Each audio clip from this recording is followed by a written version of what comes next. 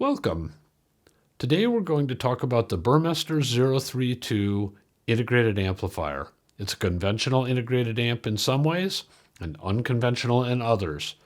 Please join us to find out why.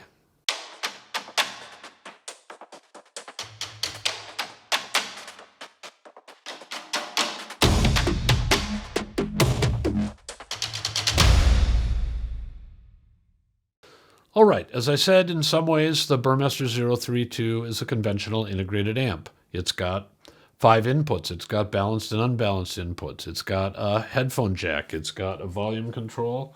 It comes with a remote control. It's got speaker terminals, and everything is in a single box. So in that sense, it's like most other integrated amplifiers on the market with slight variations in features, but I think you get the idea. On the other hand, it's somewhat different. It's much larger than most integrated amplifiers. It's 19 inches deep and 19 inches wide. It weighs 62 pounds.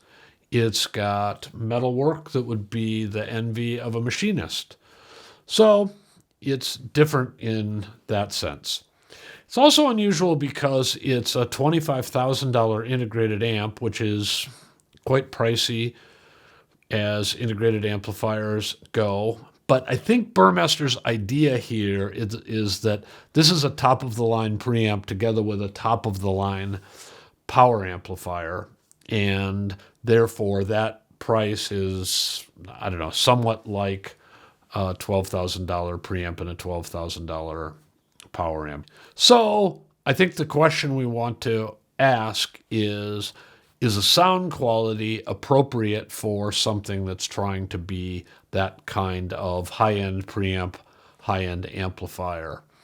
And we'll come back in a minute and take a look at that question.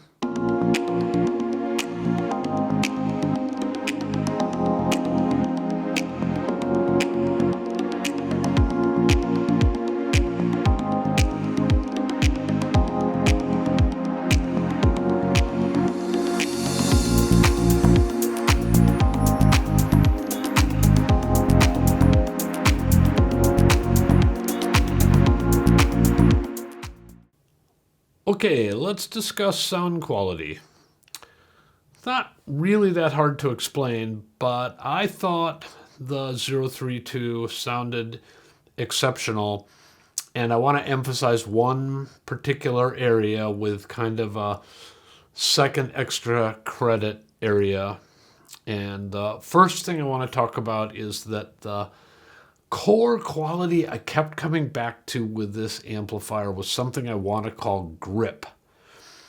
It just seems to deliver whatever you throw at it without getting perturbed. And you realize when you listen to this amplifier how many preamp amp combinations have a little bit of a zone where they seem to get flustered or they don't seem to be fully comfortable. And I know I'm using like psychological terms to describe electronics, but I think you'll know what I'm talking about. And I think part of what's going on here, at least this is a way to visualize it, even if it isn't exactly what is happening, is that we tend to think of amplifiers in particular, although this is also the case with preamplifier circuitry and really everything from cartridges and D to A converters through to cables, has to deal with transients. And we think about the leading edge of the transient as being the thing we want to worry about. But actually, what this amplifier makes you think is that the trailing edge is also really important, and the ability of the amplifier to immediately settle down when a sound stops ringing or resonating or playing is a really important quality. And this amplifier just delivers that in spades. It just seems to, I'm going to use the word again, have a grip on the music where transients just don't throw it off. It just reproduces the transient, delivers it to you, and boom, you're there. And this isn't all only on dynamic music. This is kind of on all sounds that stop and start, which is pretty much all sounds. So I thought grip was just the standout feature of this amplifier, and it seems like just a mega behemoth amplifier. It strangely sounds a little bit like it looks. Okay, enough of the strangeness. The second quality I really liked was I thought that the sonic palette sort of frequency response balance harmonic content was really beautiful.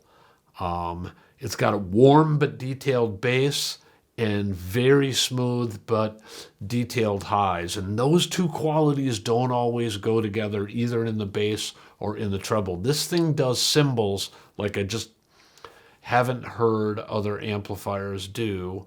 And the balance just lends a really beautiful quality to a lot of music that I thought made it exceptionally enjoyable, and it doesn't have the dryness or the slightly overwrought element that some amplifiers that do a really good job on dynamics can often have. It also doesn't have the sludgy or opaque quality that some amplifiers that sound musical but in fact are a little bit colored can sometimes have.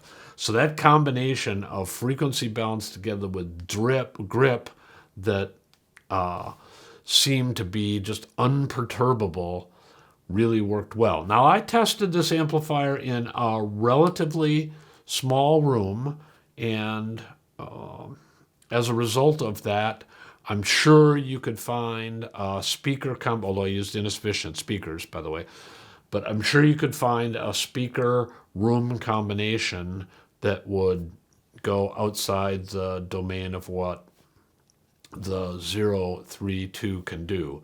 But if you're in a medium-sized room and you have medium or high efficiency speakers, I just don't think you're going to run out of gas on this thing. I think you're just going to love it, because whatever you do, it seems to just go shrug and go, cool, love it. Let's play more. And I thought that was super enjoyable. I loved this amplifier. So that's the Burmester 032. Integrated amps usually aren't $25,000, but if you think about it, there are lots of preamps for $10,000 or $15,000 or $20,000, and if this were a $12,000 power amp and a $12,000 preamp, it doesn't seem as strange, in my mind at least. So think about it that way. I would love to own this power amp, and I think you would too. I hope you've enjoyed this coverage of the Burmester 032 integrated amp. If you have, I would invite you to subscribe. Click on the notifications bell. We would also like to have you get our newsletter. It's published weekly, and you've got lots of reviews and music coverage and blogs that are contained in there, keep you up to speed on news in the industry.